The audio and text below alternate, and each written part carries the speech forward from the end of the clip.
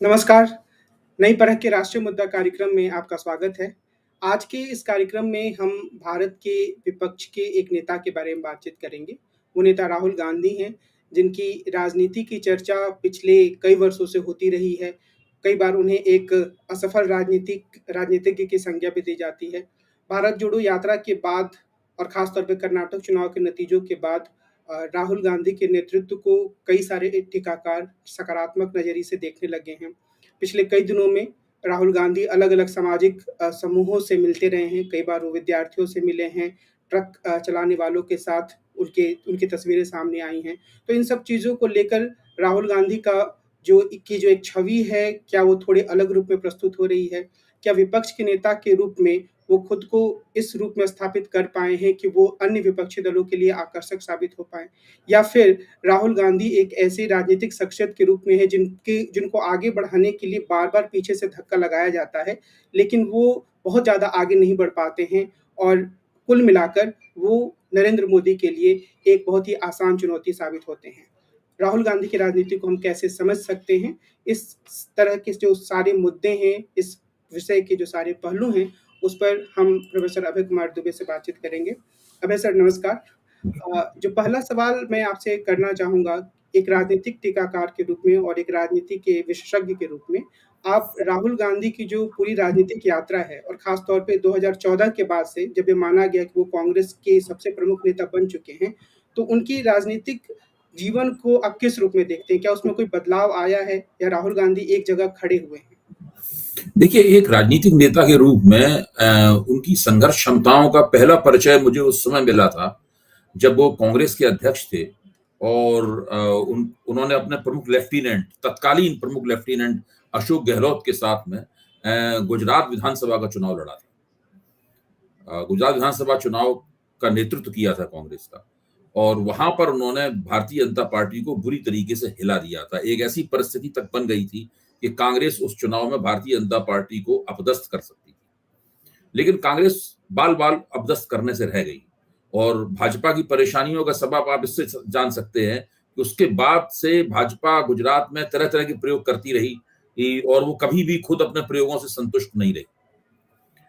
तो वो मैं समझता हूं कि कांग्रेस अध्यक्ष के रूप में राहुल गांधी का सर्वश्रेष्ठ समय था, जो उन्होंने गुजरात के चुनाव में गुजारा।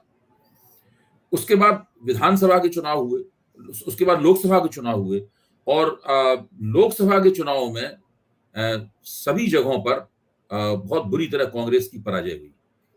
मैं समझता हूं उस वक्त राहुल गांधी ने एक गलत निर्णय लिया।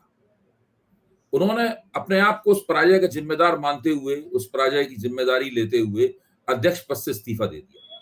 उन्हें यह भी उम्मीद थी कि कांग्रेस के मुख्यमंत्री, खासतौर से राजस्थान, छत्तीसगढ़ और मध्य प्रदेश के मुख्यमंत्री भी उनके साथ हार की जिम्मेदारी लेते हुए इस्तीफा देंगे, क्योंकि उन सभी जगहों पर कांग्रेस का सूपड़ा साफ हो गया था। लेकिन उन लोगों ने किसी ने इस्तीफा नहीं दिया और इस प्रक्रिया में राहुल गांधी अपनी पार्टी के अंदर अकेले पड़ गए। मैं आज भी मानता हूं कि राहुल गांधी का वो कदम सही नहीं था। वह निर्णय उन्होंने भावावेश में लिया था, जबकि होना ये चाहिए था कि उस पराजय के बावजूद वो कह सकते थे कि इस पराजय का जिम्मेदार मैं हूं, क्योंकि मैं पार्टी का अध्यक्ष हूं, लेकिन हम लोग संघर्ष जारी रखेंगे। अगर कांग्रेस की राष्ट्रीय कार्य समिति चाहती है, समझती है कि मैंने ठीक काम नहीं किया, तो मैं इस्तीफा देने के लिए तैयार हूं। लेकिन उन्हें अपनी तरफ से कांग्रेस का अध्यक्ष पद नहीं छोड़ना चाहिए था। उन्होंने न केवल कांग्रेस का अध्यक्ष पद छोड़ा, बल्कि उस अध्यक्ष पद छोड़ने से पहले और उसके तुरंत बाद में कांग्रेस के अंदर जो अंतर संघर्ष हुआ, उसमें उन्होंने एक पत्र लिख दिया और उस पत्र में उन्होंने ये दबाव भी डाला कि अब गांधी परिवार का कोई व्यक्ति कांग्रेस का अध्यक्ष नहीं होना चाहिए। मैं समझता हूं कि राहुल गांधी के इस्तीफे के बाद और उस पत्र के बाद में कांग्रेस की राजनीति में एक बहुत बड़ी और लंबी गिरावट देखी गई। कांग्रेस अपना कोई अस्थायी अध्यक्ष नहीं बना पाई। राहुल गांधी कांग्रेस के सर्वोच्च नेता बने रहे। उनके कहने पर कांग्रेस के तमाम निर्णय लिए जाते रहे, लोगों की नियुक्तियां होती रहीं, राज्यसभा के टिकट दिए जाते रहे और सब कुछ राहुल गांधी के कहने पर होता रहा। लेकिन वो पार्टी के सुपरिभाषित चुने गए या नियुक्त अध्यक्ष नहीं रहे और इसलिए उन्होंने सारे अधिकारों का उपभोग किया, लेकिन किसी किस्म की जवाबदेही उनके पास नहीं रही। दरअसल ये पूरी अवधि ऐसी थी, ये मल्लिकार्जुन राहुल गांधी के इस्तीफा देने से लेकर मल्लिकार्जुन खड़गे के अध्यक्ष बनने तक की अवधि के बारे में मैं कह रहा हूं। ये पूरी अवधि कांग्रेस के लिए एक बहुत ही अफसोसनाक अवधि थी। इस पूरी अवधि में कांग्रेस ने बहुत सारे मुकाम खोए, बहुत सारे मोर्चों पर पराजय हासिल की, लगातार वो एक के बाद एक चुनाव लगातार हारती रही। राहुल गांधी ने जो किया उसकी कोई आवश्यकता नहीं थी। वो किसी एक परिपक्व नेता का निर्णय नहीं हो सकता है जो उन्होंने किया था, क्योंकि वो जानते थे, हम आज भी जानते हैं और उस वक्त भी कांग्रेस के अंदर सब लोग जानते थे कि वो कांग्रेस का भविष्य है। ठीक है, उनके ऊपर वंश शासन का आरोप है और उस आरोप से वो बच नहीं सकते, क्योंकि कांग्रेस के आला कमान की जो संरचना है उसमें वो आरोप उनके ऊपर लगते रहेंगे और वो अब तक उन आरोपों के अभ्यस्त भी हो गए हैं। तो उन्हें उन आरोपों की तरफ ध्यान नहीं देना चाहिए था और मजबूती के साथ में अपनी जिम्मेदारी का निर्वाह करना चाहिए था। अगर वो कांग्रेस के अध्यक्ष बने रहते, कांग्रेस अध्यक्ष के तौर पर कांग्रेस की सांगठनिक समस्याओं को सुलझाते रहते और चुनावी प्रक्रिया में संघर्ष करते, तो कांग्रेस का बीच में जो बहुत बड़ा पराभव हुआ वो पराभव नहीं होता। तो मैं समझता हूं ये पूरा का पूरा पूरी अवधि है और राहुल गांधी के इस्तीफा देने से लेके और खड़गे साहब के अध्यक्ष बनने तक की अवधि मैं ऐसे कांग्रेस संगठन का अंधकार काल कहूंगा। जी। उस राहुल अंधकार काल में उजाले की पहली किरण तब आई जब उन्होंने भारत जोड़ो यात्रा शुरू की। तब भी हम सब किसी को अंदाजा नहीं था कि ये किरण कितनी प्रखर होगी, कितनी उज्जवल होगी, इसकी रोशनी कहां तक जाएगी।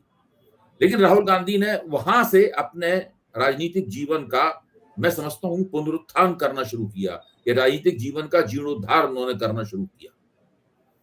और ये अब इसी अवधि की बात आप देखिए, गुजरात में वो एक बहुत बुरी पराजय होती है, लेकिन आप हिमाचल प्रदेश में चुनाव जीत जाते हैं। कर्नाटक में 27 दिन राहुल गांधी गुजारते हैं, वहां उन्हें बहुत अच्छा उत्साह के साथ लोगों का, कांग्रेस कार्यकर्ताओं का और जनता का समर्थन मिलता है। फिर कर्नाटक में इतना जबरदस्त वो चुनाव जीतते हैं। तो मैं ये कहूंगा कि भारत जोड़ो यात्रा से उन्होंने अपनी राजनीति को पुनर्जीवित करना शुरू किया। और इस वक्त अगर कांग्रेस के दृष्टिकोण से केवल देखें तो वो पिछले 2014 में कांग्रेस की पराजय के बाद इस वक्त कांग्रेस के सर्वश्रेष्ठ नेता हैं। एक चीज और है कि राहुल गांधी पे वंशवाद का आरोप तो लगा ही, और जैसा आपने कहा और आप कहते भी रहे हैं कि एक बहुत ही वंशवाद बहुत ऐसी चीज नहीं है जिसकी राजनीति में प्रशंसा की जा सके। लेकिन दूसरा, राहुल गांधी के ऊपर एक पप्पू की छवि मढ़ने की भी कोशिश की गई और वो सफल भी रही। सफल मैं इसलिए बोल रहा हूँ क्योंकि कई सारे लोग जो राहुल गांधी या कांग्रेस से हमदर्दी रखते हैं, वो कई बार भरोसा नहीं कर पाते हैं कि अच्छा राहुल गांधी बहुत गंभीरता से बहुत लंबे समय तक इस ट्रैक पर चल पाएंगे। तो क्या आपको लगता है कि उस छवि को तोड़ पा रहे हैं, वो इससे बाहर निकल पा रहे हैं अभी? देखिए, पप्पू की छवि अब अतीत की चीज बन चुकी है। पप्पू की छवि तो भारतीय जनता पार्टी का एक सुनियोजित प्रचार, भारतीय जनता पार्टी का एक नियोजित प्रचार था, जिसके कारण उस प्रोपेगेंडा के जरिए उनके ऊपर पप्पू की छवि चश्मा की गई थी। उसमें कुछ कुछ राहुल गांधी का भी योगदान था। वो बीच बीच में छुट्टी चले जाते थे और ऐसा लगता था कि ऐसे वो पार्ट टाइम पॉलिटिकल लीडर, इसलिए वो छवि चश्मा भी होती थी। लेकिन उसी उसी अवधि में मैं कहूंगा उन्होंने एक बार नरेंद्र मोदी के ऊपर सूट बूट की सरकार होने का आरोप लगाया था, जब नरेंद्र मोदी ने अपना कुख्यात और महंगा कोट पहना था। तो उस आरोप से नरेंद्र मोदी हिल गए थे। यहां तक कि राहुल गांधी के उस आरोप की वजह ही नरेंद्र मोदी के दिमाग में आया कि वो अपनी राजनीतिक छवि को दोबारा से देखें, और उन्होंने एक तरह से अपना राजनीतिक पुनराविष्कार किया और गरीबों के नेता के रूप में राष्ट्रीय मंच पर पेश किया। मैं समझता हूं जब अगर राहुल गांधी वो आरोप उस वक्त न लगाते और वो आरोप चिपकता नहीं, लोकप्रिय नहीं होता, तो शायद नरेंद्र मोदी कुछ और दिनों तक और महंगे महंगे सूट पहनते रहते। ये बात मैं मुहावरे के तौर पर कह रहा हूं, जरूर इसको शाब्दिक अर्थों में न लिया जाए कि वो और भी ज्यादा महंगे सूट पहनते। लेकिन नरेंद्र मोदी की छवि एक कारपोरेट परस्त नेता की बन रही थी, जो राहुल गांधी के उस लोकप्रिय, उस बहुत ही आसानी से लोगों की जुबान पर चढ़ जाने वाले आरोप में प्रतिबिंबित हुई। इसलिए नरेंद्र मोदी को भी लगा कि तो बहुत बड़ी गड़बड़ हो रही है। आप कारपोरेट का समर्थन प्राप्त करें और कारपोरेट को समर्थन दें, लेकिन आपकी छवि कारपोरेट परस्त की नहीं होनी चाहिए। तो वो भी मैं राहुल गांधी के नेतृत्व की और राहुल गांधी की जो का तरीका जो राजनीति करने का, उसकी एक सफलता मानता हूं। लेकिन दिक्कत की बात यह है कि आपने एक सफलता प्राप्त की, उसके बाद काफी लंबे अरसे तक आप बिल्कुल सफल नहीं हुए। आपने गुजरात में एक सफलता प्राप्त की, उसके बाद फिर काफी लंबे अरसे तक आप सफल नहीं हुए, और कभी कभी आप राजनीति के नजारे से गायब भी रहे। तो ये सब चीजें उनके उनके पूरे राजनीतिक किरदार को थोड़ा गैर गंभीर, थोड़ा सा ऐसा, इसके ऊपर पार्टी की किस्मत को नहीं छोड़ा जा सकता, इस प्रकार की बना देती है। लेकिन जब से भारत जोड़ो यात्रा शुरू हुई, उसके बाद तो उन्होंने पीछे मुड़कर नहीं देखा है, मैं मानता हूं। वो लगातार उनके प्रदर्शन में ऐसी कोई खराबी उसके बाद से नहीं देखी गई। ना ही वो जो एक पार्ट टाइम पॉलिटिशियन की छवि का काम था वो भी नहीं कर रहे हैं। तो तब से मैं समझता हूं कि वो कांग्रेस की जो राजनीतिक स्थिति है, सांगठनिक स्थिति है, उसके हिसाब से कांग्रेस को तब से वो नेतृत्व दे रहे हैं। जी। भारत जोड़ो यात्रा के संदर्भ में मैं ये सवाल करना चाहूँगा कि जैसे आप बार-बार ये कहते हैं कि किसी राजनीतिक नेता, राजनीतिक समूह या राजनीतिक अभियान की सफलता इस आधार पर मापी जानी चाहिए कि क्या वो किसी नए सामाजिक समूह को अपने साथ जोड़ पा रहा है या नहीं।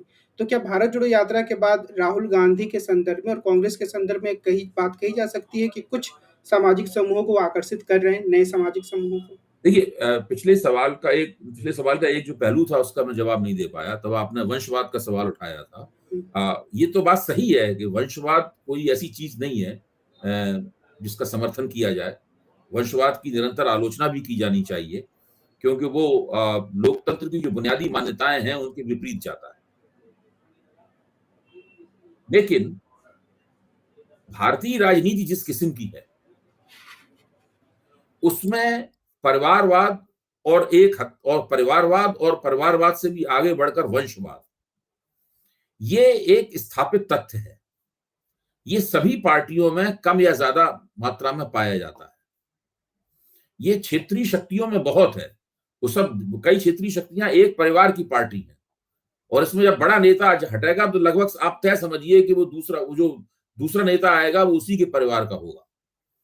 तो ये भारतीय राजनीति का एक ऐसा पहलू है जो आलोच्य तो है, लेकिन इससे अभी तक ऐसी कोई परिस्थिति नहीं बन पाई है इससे पूरी तरीके से भारतीय राजनीति को मुक्त किया जा सके।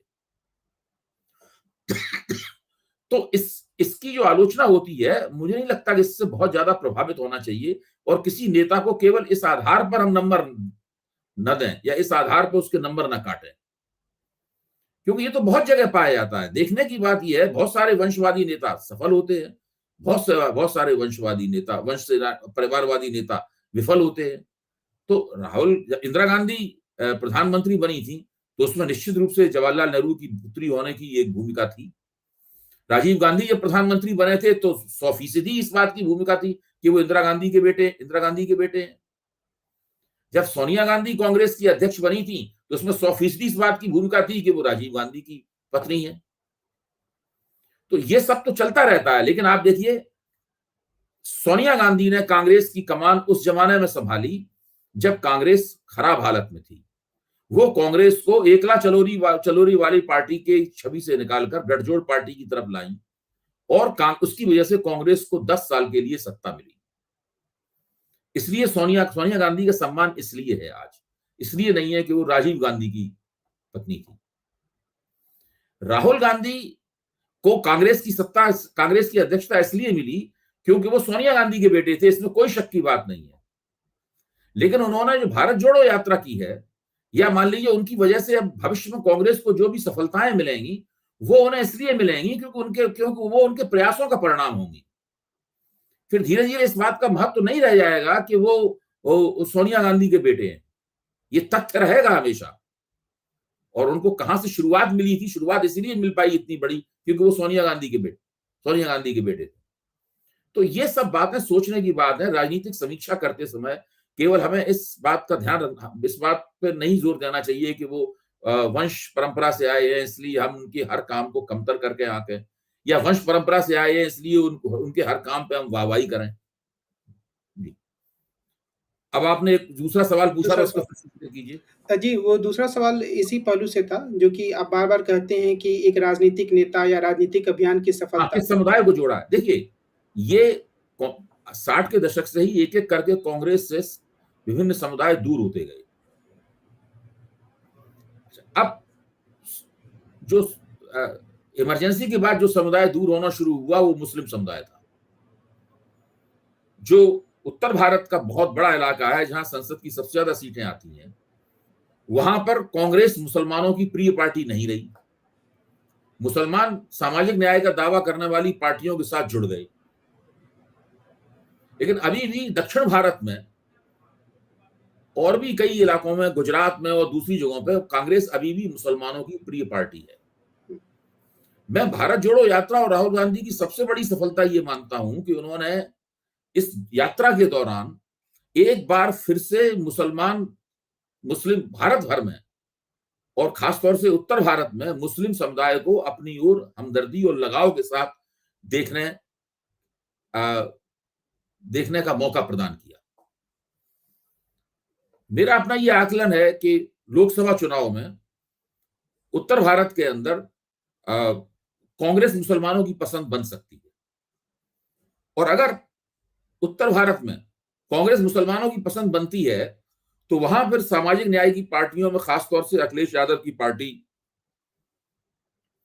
को कांग्रेस के साथ में एक गठजोड़ की तरफ या किसी किसी समझदारी की तरफ जाने के लिए मजबूर होना पड़ेगा। बिहार में वो पहले से ही सामाजिक न्याय की पार्टियों के साथ में कांग्रेस अच्छे गठजोड़ में है, और उसकी वजह से बिहार में एक आदर्श गैर भाजपा गठजोड़ बना हुआ है। तो अगर अगर उत्तर प्रदेश में भी इस तरह की कोई समझदारी बनती है, तो इससे क्या होगा कि मुसलमान मतदाताओं में बिखराव नहीं होगा। वो एक गैर भाजपा ध्रुव को आसानी से बिना किसी उलझन के उसको समर्थन दे पाएंगे, और उससे कांग्रेस को भी लाभ होगा, और जो उससे जुड़ी हुई पार्टियां हैं उससे भी लाभ होगा।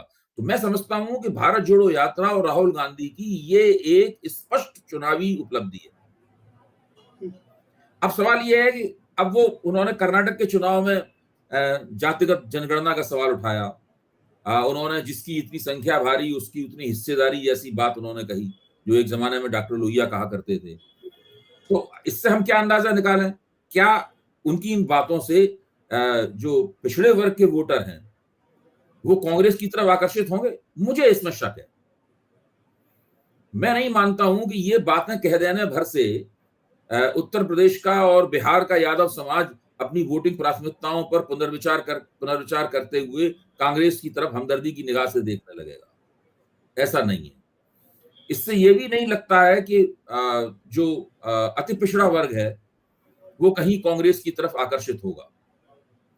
देखिए, अति पिछड़े वर्ग के भारतीय जनता पार्टी को बड़ा अच्छा समर्थन मिलता है सब जगह, अति पिछड़े वर्ग में। उसके बाद में जो यादवों के बाद उत्तर प्रदेश की जो लोधी बिरादरी है और काची बिरादरी है, उसमें भी भारतीय जनता पार्टी के पांव बहुत कई दशकों से जमे हुए हैं। नरेंद्र मोदी के बहुत उभार के बहुत पहले से जमे हुए हैं उसके पांव।